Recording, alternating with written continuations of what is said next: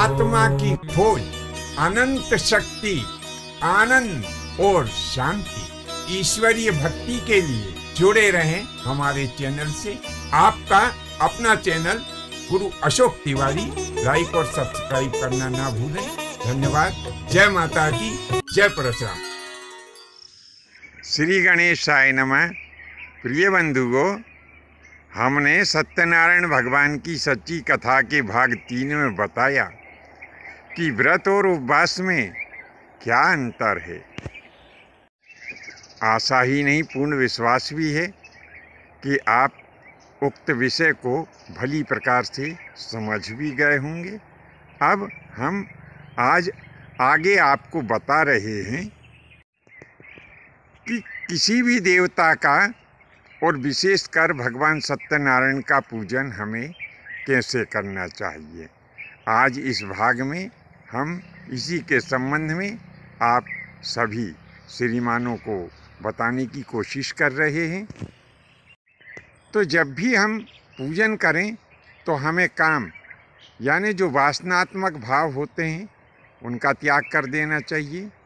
क्रोध, लोभ, मोह, मत्सर और अहंकार का भी हमें त्याग करना चाहिए।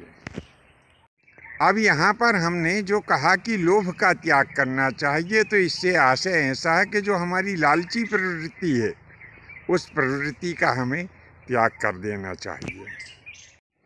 इन सब का त्याग करने के पश्चात फिर हमें भगवान सत्यनारायण की पूजन करना चाहिए। जब तक ये सब विषय वासनाएं हमारे भीतर भरी रहती है तब तक पूजन करने का कोई विशेष लाभ हमें प्राप्त नहीं हो पाता है।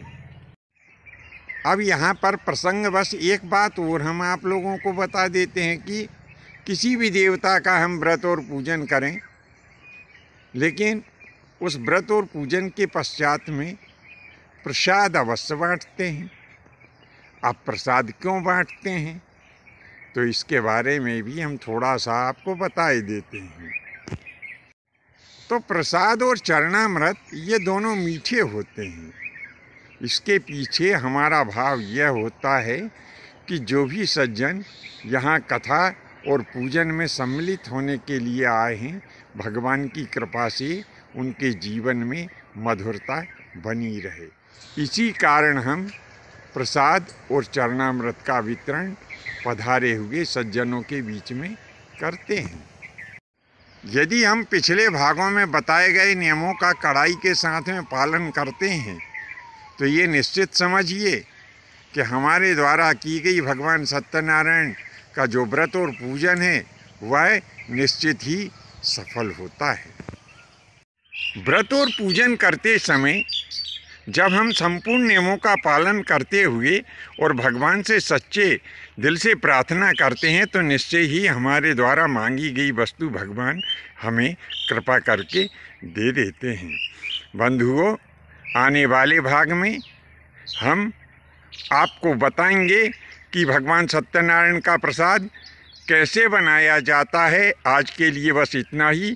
शेष अगले भाग में पुनः आपकी सेवा में उपस्थित होंगे। आज्ञा दीजिए। धन्यवाद। जय माता की, जय परशुराम जी की।